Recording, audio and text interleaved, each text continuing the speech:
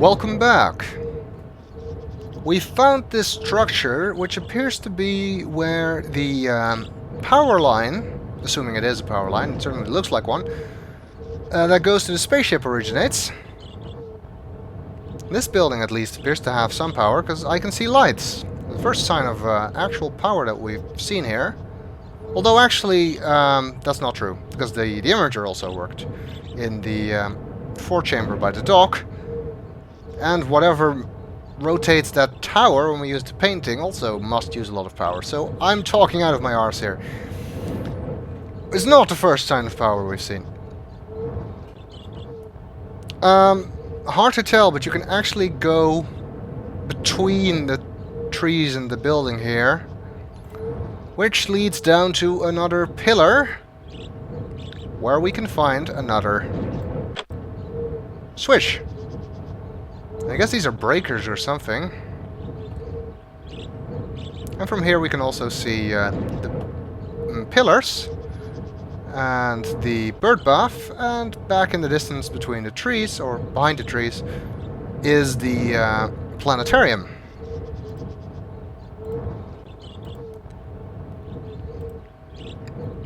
Nice view of the sea here.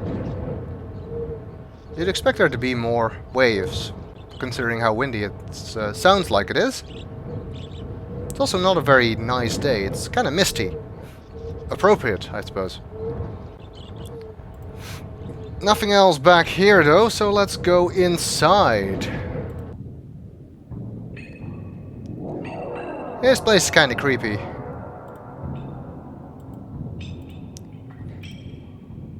It leads underground. This is actually the second underground structure that we've seen after the forechamber. Although this one seems to be a bit deeper. Fortunately, it is a well-lit tunnel, otherwise it would be really creepy. And somebody made the effort to make some steps here, although the walls appear to be just plain rock.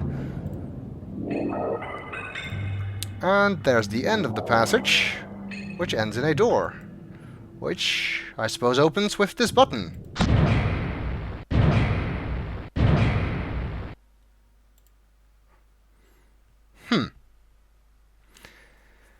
We've got a large room. This appears to have something to do with electricity, considering these lines that run from it.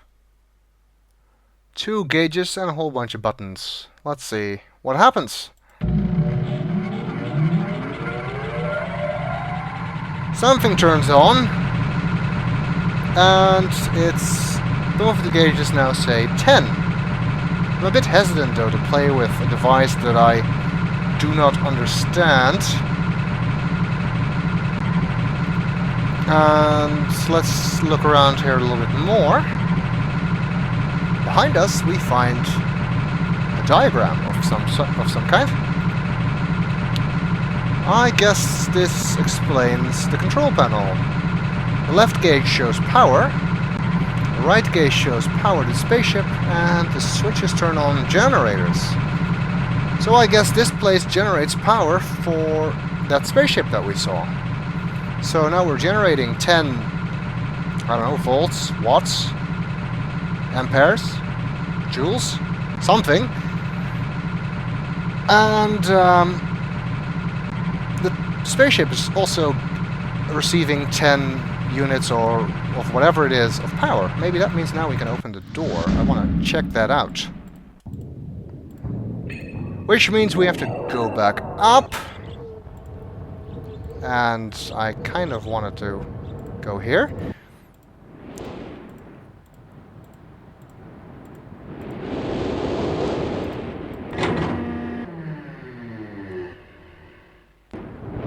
Well, that's a bit disappointing. It's more than we got last time, though. It sounds like something's happening, but then it dies.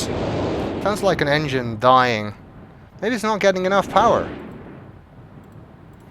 Maybe we need to do something with these switches now. Let's try that out. That still doesn't really appear to do anything. Alright. In the words of James T. Kirk, let's give it more power, Scotty.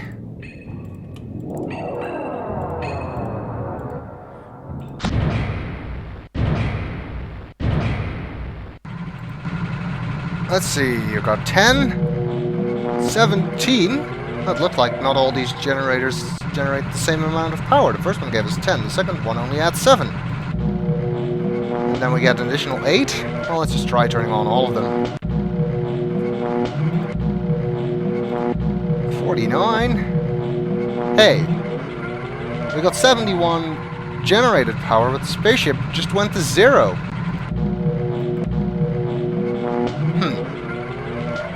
That's not good.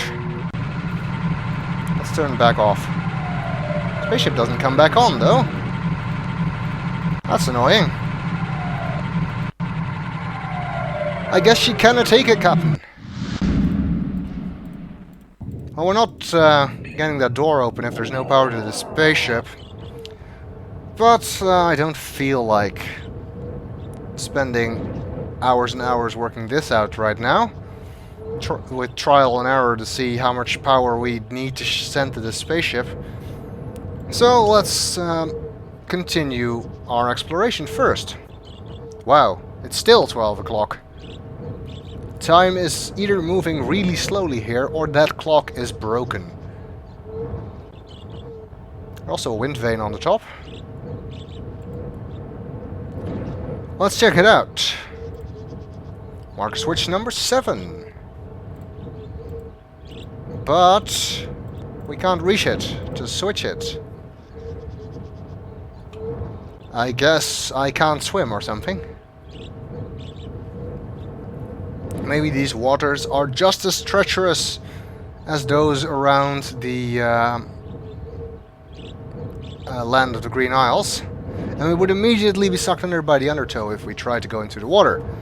Although, judging by the looks of them, I'd say probably not. In fact, I'd say that these waters have to be very calm pretty much all of the time.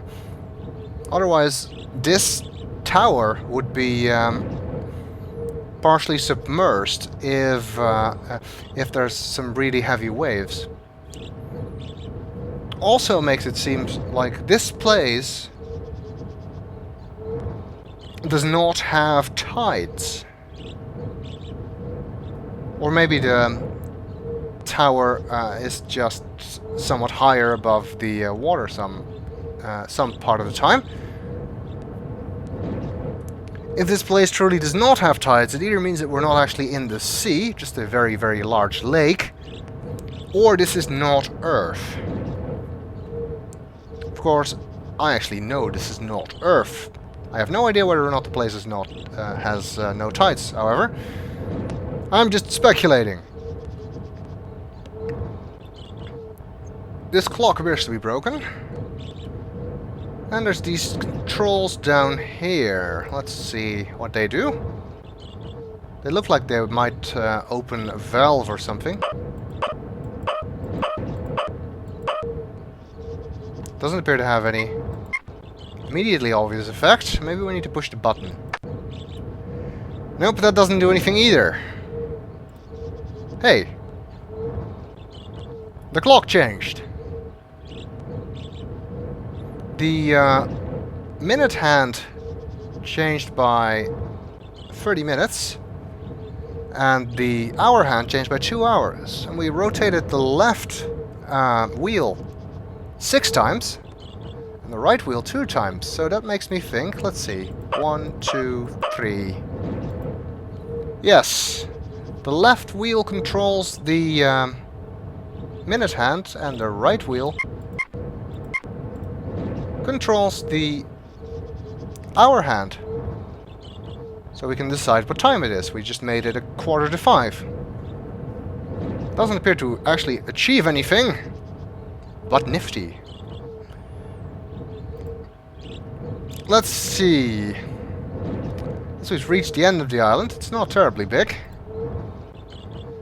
And here in the woods we find what looks like a log cabin.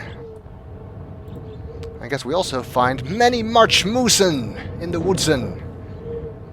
Or possibly not. Back there we can see a structure made of brick, which I believe to be the same structure we could see in between the trees from the docks.